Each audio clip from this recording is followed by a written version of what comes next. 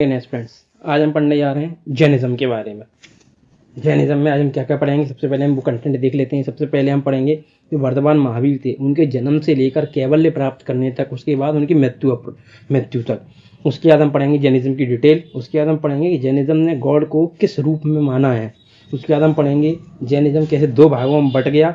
उसके बाद जो जैनिज्म के दो भाग हैं, एक दिगंबर एक श्वेतांबर, इन दोनों की इन्फॉर्मेशन देखेंगे, क्या क्या इनमें डिफरेंस है उन सब के बारे में। उसके बाद देखेंगे जैन लिटरेचर साहित्य।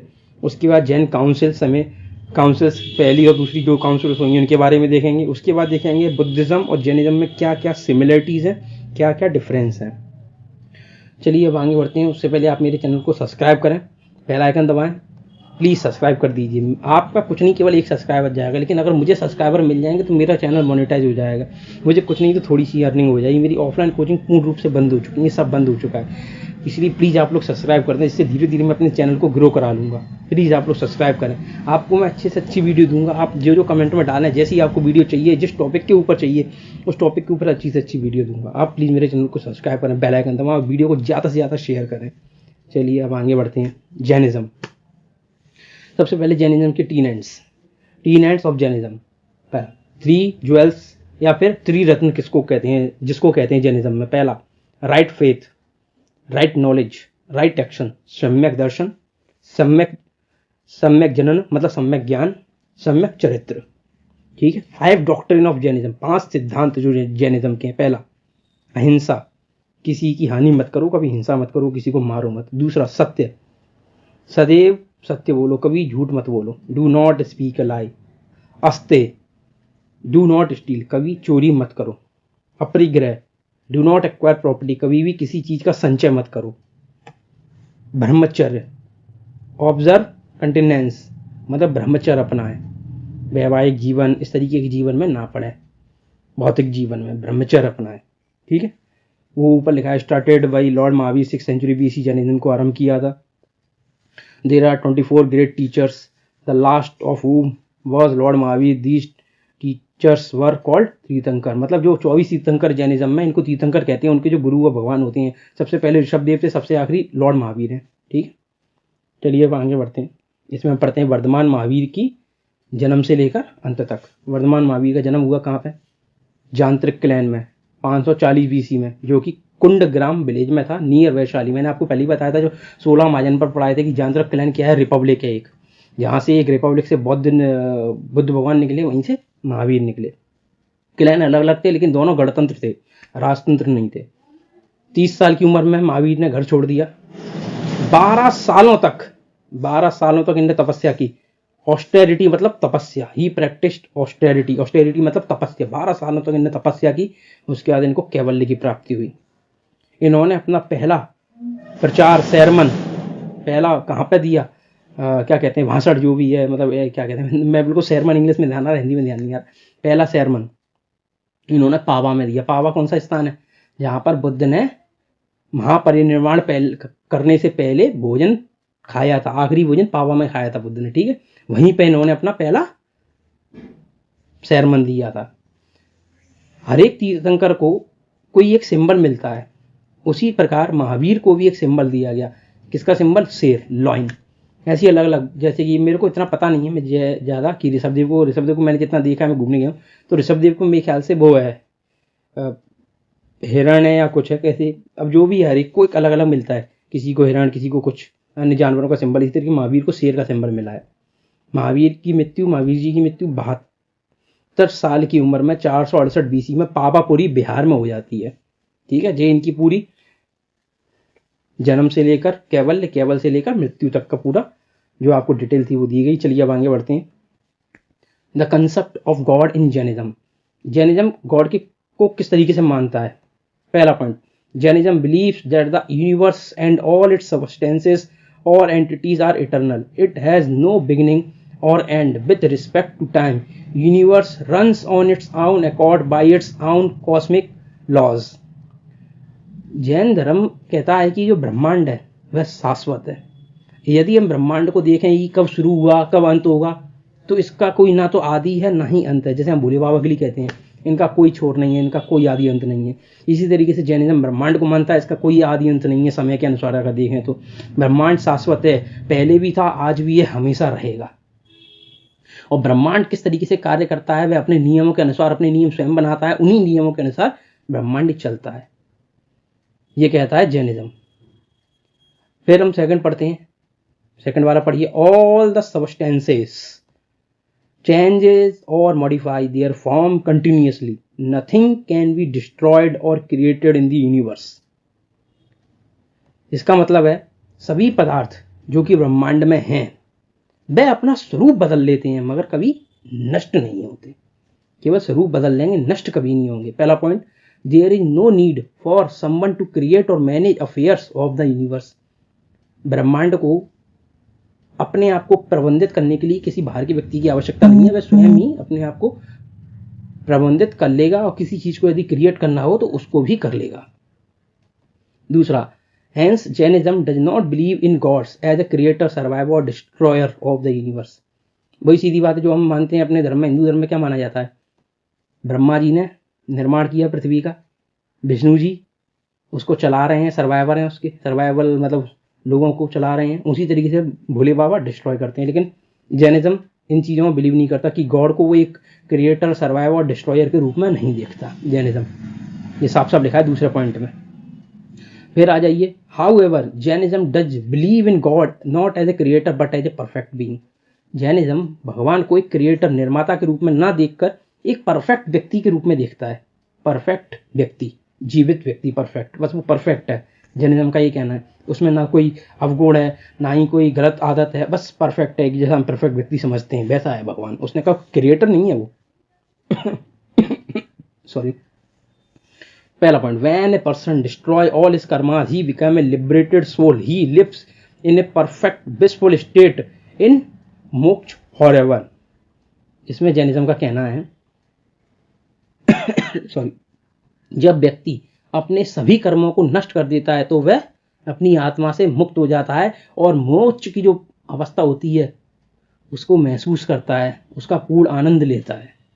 अपने सभी कर्मों को नष्ट कर देता है तो वह मुक्त हो जाता है अपनी आत्मा से, फिर मोक्ष की प्राप्ति होती है, उसकी आनंद लेता है। ये सारी दर्शन की बातें हैं, फिलॉसफी की, उसमें आप काफी अच्छे से इसको समझेंगे। दूसरा बिंदु, जैनिज्म कहता है every living being has a potential to become god, hence. अब ये सीधा डायरेक्ट, प्रत्येक जीव में ईश्वर बनने की क्षमता होती है, चाहे वो कैसा भी हो, प्रत्येक जीव में ईश्वर बनने की क्षमता होती है, ये जैनिज्म का कहना है। Hence Jain do not have one god but Jain gods are innumerable and their number is continuously increasing as more living being attain liberation. अब इसका सीधा सा अर्थ है जो ऊपर मैंने बताया आपको, प्रत्येक जीव में ईश्वर बनने की क्षमता, इसलिए जैनों में कोई एक भगवान नहीं है, असंख्य हैं और इनकी संख्या बढ़ती ही जा रही है क्योंकि कई सारे लोग मुक्ति प्राप्त कर रहे हैं जैनों में, इसलिए उनको भगवान का दर्जा दिया जाता है। चलिए अब आगे बढ़ते हैं। ये थोड़ा दर्शन का टॉपिक था, अगर आपको नहीं पढ़ना तो इसको आप फॉरवर्ड कर दें, नए नीचे अलग से उनको डिवाइड कर रखा है, आप उसमें देखें कंसेप्ट ऑफ गॉड। अगर नहीं लग रहा है तो आप आगे वाले डायरेक्ट पेज पर पहुंच जाए जिनमें लिखा है साहब हाउ जैनिज्म स्प्लिट, उस पर पहुंचे। दर्शन का विषय था, अगर आप समझ गए तो बहुत अच्छी बात है, नहीं समझे तो इसको दोबारा रिवीज पीछे बैकवर्ड करें और फिर इसको देखें। चलिए आगे बढ़ते हैं, देखते हैं हाउ जैनिज्म स्प्लिट। देखिए, मगध में अकाल पड़ा था, भयंकर अकाल, तो भद्रबाहु के साथ कई सारे जैन उनके भक्त दक्षिण भारत में चले आए। तो ये अकाल 12 वर्ष तक रहा। इन 12 वर्षों में जो लोग मगध में रह गए थे, दक्षिण नहीं गए थे, मगध में रह गए थे, उन्होंने अपने आचार व्यवहार में, जो जैन थे मगध में रह गए तो उन्होंने आचार व्यवहार में बदलाव किया और कपड़ों को धारण कर लिया, सफेद रंग के कपड़े पहनने लगे वो लोग। During the 12-year famine the group in south India stick to the strict practice while the group in Magadha adopted a more lax attitude and started wearing white clothes। 12 साल तक फेमाइन रहा, तो जो दक्षिण भारत में लोग गए थे उन्होंने अपना जो नियम था उसको बनाए रखा, नग्न अवस्था में रहे हमेशा, लेकिन जो मगध में लोग रह गए थे उन्होंने कई नई प्रैक्टिस को अडॉप्ट कर लिया और कपड़े पहनने लगे सफेद रंग के। After the end of famine when the southern group came back to Magadha the changed practice led to division of Jainism into Digambara and Shvetambara. जब फेमाइन एंड हुआ 12 वर्ष के बाद, तो दक्षिण का ग्रुप था जो भद्रबाहु की अध्यक्षता में गया था, वो वापस लौट कर आया और उसने देखा कि यहाँ का जो ग्रुप है जैनिज्म का, उन लोगों ने कई नई प्रैक्टिसेस अपना ली हैं और वस्त्रों को भी धारण कर लिया है। इसके चलते उन दोनों के बीच में टकराव हो गया और 2 भागों में बट गए जैनिज्म, एक दिगंबर एक श्वेतांबर। ठीक है, दक्षिण का ग्रुप था वो कह रहा हम नग्न रहेंगे हमेशा। वहीं जो उत्तर का मगध वाला ग्रुप था उसने कई सारी चीजें अडॉप्ट कर ली थी, सफेद कपड़े पहनना आरंभ कर दिए थे, इसीलिए उन्होंने कहा आगे भी इसको चलायमान रखेंगे। अब देखिए 2 सेक्ट हैं, एक दिगंबर एक श्वेतांबर, इनमें क्या क्या अंतर है। दिगंबर में क्या लिखा है, male monks do not wear cloth while female monks wear unstitched plain white sari.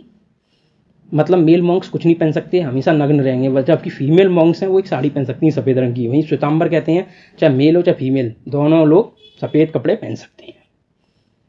Digambar कहता है फॉलो ऑल 5 वोज, मतलब 5 प्रतिज्ञाएं इनकी, सत्य बोलो, हमेशा अहिंसा के पथ पर चलो, चोरी कभी मत करो, कभी संग्रह मत करो अपरिग्रह, एंड ब्रह्मचर्य अपनाओ। वहीं दूसरी ओर श्वेतांबर ने क्या अपनाया, उसने 4 प्रतिज्ञाएं अपनाई, एक को छोड़ दिया, कौन सी, ब्रह्मचर्य की प्रतिज्ञा को छोड़ दिया। दिगंबर कहता है believe women can not achieve liberation, मतलब महिलाएं कभी मुक्ति प्राप्त नहीं कर सकती, मोक्ष। वहीं श्वेतांबर कहता है महिलाएं प्राप्त कर सकती हैं मोक्ष, women can achieve liberation. Digambar के कौन मतलब प्रचार प्रसार कर रहा है, भद्रबाहु। वहीं श्वेतांबर का कौन प्रचार प्रसार कर रहा है, स्थूलभद्र। ठीक है, अब मैं आपको एक बात बताऊं, देखिए आप इसमें साफ साफ देख सकते हैं जो श्वेतांबर है ना, वो व्यवहारिक सोच का नमूना दे रहे हैं, मतलब व्यवहारिक सोच है उनकी। आप खुद सोचिए, जब कोई भी धर्म, जैन धर्म क्यों ज़्यादा आगे नहीं बढ़ा बुद्धिज्म की तुलना में, क्योंकि जैनिज्म ने ब्रह्मचर्य को अपना लिया। किसी भी व्यक्ति से आप ब्रह्मचर्य, आम आदमी कभी ब्रह्मचर्य नहीं अपना सकता, कभी नहीं। अरे हर एक के हार्मोन्स हैं, टेस्टिट्रॉन एजिट्रॉन हमेशा उछाल मारते हैं, कैसे ब्रह्मचर्य अपना लेगा वो अपने जीवन में, कभी नहीं अपनाएगा। एक समय के बाद जरूर अपनाएगा, 40-50 साल के बाद, तब तक तो उम्र ही हो चुकी होती है। और इसीलिए श्वेतांबर ने कहा कि आप विवाह कर सकते हैं, कोई इशू नहीं है, क्या मतलब है ब्रह्मचर्य अपनाने का। तो जब ब्रह्मचर्य नहीं अपनाना तो श्वेतांबर काफी तेजी से आगे बढ़ने लगा दिगंबर की तुलना में। और बुद्धिज्म तो हमेशा से कहता था कोई जरूरत नहीं है, लोग अपने वैवाहिक जीवन में भी रहकर बुद्धिज्म को अपना सकते हैं, इसलिए बुद्ध धर्म ज़्यादा फैला जैन धर्म की तुलना में। चलिए अब और देखते हैं आगे। आप लोग बड़े मजे से पढ़िए, इसमें कोई इशू नहीं है कि क्या होगा कैसे होगा, बेफिक्र होके टेंशन मत लीजिए, पॉज कीजिए, कोल्ड ड्रिंक पीजिए, बस फिर आके पढ़ लीजिए। ठंड का मौसम में कोल्ड ड्रिंक नहीं पीनी, शेक पी लो, कुछ भी पी लो, मजे करो और घूमते रहो, पढ़ते रहो। मैं तो ऐसे ही पढ़ता था अपने टाइम में, कोई नहीं, मजे करता था खुलेआम, कोई टेंशन मत लो, बस पढ़ते रहो। ऑलवेज एक्सेल योर नॉलेज, हमेशा अपनी नॉलेज बढ़ाते रहो, कुछ ना कुछ जरूर होगा। चलिए आगे बढ़ते हैं, देखते हैं जैन लिटरेचर।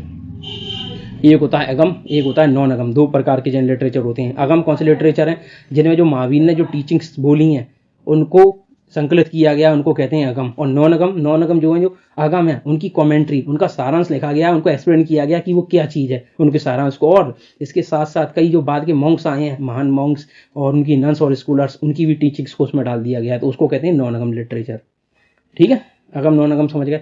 इसके बाद देखते हैं अगम को 2 भागों में बांटा गया है, एक अंग अगम, एक है अंग भय अगम। अंग अगम क्या है, अंग अगम बुद्ध महावीर की टीचिंग्स हैं, जो डायरेक्ट महावीर ने अपने मुंह से दी हैं, वही टीचिंग्स हैं, लेकिन इनको कंपाइल्ड किया है किसने, गांधाराज ने। गांधाराज कौन है, महावीर के जो इमीडिएट डिसाइपल हैं, मतलब जैसे कि मैं बैठा हूँ सामने, महावीर जी बैठे, डायरेक्ट साक्षात बैठे, उनसे मैं डायरेक्ट नॉलेज ले रहा हूँ, तो मैं उनका गांधार शिष्य हो गया, मतलब उनसे डायरेक्ट ले रहा हूँ इमीडिएट, और बोल रहे हैं मैं ले रहा हूँ। वो वाले उनके गांधार शिष्य थे। और गांधार शिष्य, आपको सोच के एक बात लगेगी, ज़्यादातर जो गांधार शिष्य थे ना, ब्राह्मण थे। ब्राह्मण जैन धर्म में चले गए थे, वही ब्राह्मण थे ज़्यादातर उनके गांधार शिष्य में। All Gandhar possessed perfect knowledge, मैंने कहा कैवल्य, सभी गांधार को पता था कि कैवल्य की प्राप्ति कैसे करनी है। ठीक है, the orally compiled direct teaching of lord Mahavira into 12 main text, these text known as Agam. इन लोगों ने जो महावीर की टीचिंग्स थी उनको 12 किताबों में लिखा, 12 सूत्रों में, इन सूत्रों को अंग अगम कहते हैं। इसके बाद आ जाइए अंग भाग्य अगम, इसको कंपाइल्ड किया है श्रुता कैवलिन ने। इसमें मॉन्क्स जो हैं who had knowledge of minimum of 10 पूर्वास were known as Shruta Kevalin. Total ये 12 सूत्र हैं। अब 12 सूत्र में से इनको ध्यान जितने थे, श्रुता कैवलिन को बाद में लिखा गया, इनको जितने ध्यान आ रहे थे, इनको आए ध्यान, मतलब ऐसा था ये 12 जो सूत्र है ना, ये डिस्ट्रॉय हो गए थे। अब इनको क्या किया था मैं आपको समझाऊंगा अच्छे तरीके से। अंग और अगम, दिगंबर और श्वेतांबर दोनों अलग अलग हो गए। ठीक है, तो जब भद्रबाहु थे, मैंने आपको पीछे बताया भद्रबाहु थे, तो भद्रबाहु ने कहा कि जो श्वेतांबर हैं उन्होंने नई नई चीज़ों को अडॉप्ट कर लिया, इसलिए जो 12 सूत्र हैं जो हमने महावीर की टीचिंग से, हम इनको नहीं देंगे। इसलिए श्रोता-कैवल्यन जो श्वेतांबर धर्म से संबंधित हैं, पंथ से संबंधित हैं, उनको अपने श्वेतांबर पंथ के लिए महावीर की शिक्षाओं की आवश्यकता थी। इसलिए उनको जो शिक्षाएं याद आईं, उन्होंने उनका संकलन करना आरंभ किया। तो जब संकलन किया तो 12 सूत्रों में से 10 सूत्रों का तो उन्होंने संकलन कर लिया, वो उनको अच्छे से याद थे, परंतु 2 सूत्रों का संकलन नहीं कर सके वो, जो उनको याद नहीं थे। इसीलिए श्वेतांबर पंथ में 10 पूर्वाज ही रह गए, जबकि यहाँ पे 12 सूत्र थे जो अंग अगम में, और अंग भाग्य अगम में 10 पूर्वाज है। मैंने आपको पहले बताया है किसने लिखा, श्रोता-कैवल्यन। श्रोता-कैवल्यन कौन है? जिन्होंने श्वेतांबर धर्म की प्रचार प्रसार किया था। ठीक है, Shrutakevalin wrote many sutra expanding the subject matter defined in the Anga Agam, collectively these text are called Anga Bahya अगम। इन्हीं को अंग भाग्य अगम कहते हैं। देखिए अच्छे से आप समझ गए होंगे, मैंने जो आपको बताया, दोनों के बीच में मतभेद हो गया था, अलग अलग हो गए थे, लेकिन भद्रबाहु ने सारे टेक्स्ट जो महावीर के थे अपने पास रख लिए, क्योंकि हम रियल शिक्षा फॉलो कर रहे हैं उनकी। जबकि श्रोता-कैवल्यन को जितने याद थे उन्होंने उनके लिख दिए, 2 भूल गए वो। ठीक है, चलिए अब आगे बढ़ते हैं। जैन काउंसिल्स। पहली जैन काउंसिल कहाँ हुई? पाटलिपुत्र में, 3rd सेंचुरी BC में। इसका किसने अध्यक्षता की? स्थूलभद्र ने। दूसरी जैन काउंसिल कहाँ पर हुई? वल्लभी में, 512 AD में। इसकी अध्यक्षता किसने की? देवार्दी कहा शर्मना। इसमें फाइनल कंपाइलेशन हुआ था 12 अंग और 12 उपंग का। ठीक है, चलिए अब सिमिलरिटीज पढ़ते हैं बुद्धिज्म और जैनिज्म की। सिमिलरिटीज आपको पता है, रिजेक्शन ऑफ वेदास, वेदास को हम नहीं मानेंगे, अहिंसा को अपनाएंगे। तीसरा, दोनों के फाउंडर कहाँ से थे? रॉयल क्लैन से थे, राजा थे दोनों के पिताजी। तीसरा, दोनों कर्म में विश्वास करते थे, जैन और बुद्ध। पांचवा, ये मतलब चौथा हो गया, फिर पांचवा होगा, both believes in the concept of reincarnation. Reincarnation क्या होता है? एक मिनट, मैं इसका इंग्लिश थोड़ा सा, सॉरी हिंदी थोड़ा सा, रिकार्नेशन का मेरे को ध्यान नहीं आ रहा है, मैं आपको बता रहा हूँ, वेट ए मिनट। ओके,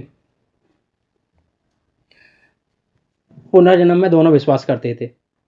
अगर कर्म में विश्वास करते हैं तो पुनर्जन्म में तो करेंगे ही, ऑब्वियस बात है। चलिए अब आते हैं डिफरेंस। जी आपके वो सिमिलरिटीज बताइए ना, कई बार PSC वगैरह में भी पूछ ली जाती है नॉर्मली, और कई बार तो ऐसा ही पूछ लिया जाता है ऑब्जेक्टिव से। बताइए क्या सिमिलरिटी नहीं है इनमें से, 4 ऑप्शन दे देंगे, उनमें से 3 होंगी, 1 नहीं होगी। देख लीजिएगा इनको ऑब्जेक्टिव से। डिफरेंस क्या है बुद्धिज्म जैनिज्म में? पहला, बुद्धिज्म भगवान को नहीं मानता, वहीं जैनिज्म भगवान को मानता है। मैंने भी आपको बताया किस तरीके से मानता है वो प्रभु को, भगवान को। दूसरा बिंदु, बुद्धिज्म खुले आम आलोचना करता है वर्ण सिस्टम की, वर्ण सिस्टम ब्राह्मण, क्षत्रिय, वैश्य, शूद्र, जबकि जैनिज्म उसकी खुली आलोचना नहीं करता। एक बार को कर्म को मानता है लेकिन खुली आलोचना नहीं करता वर्ण सिस्टम की।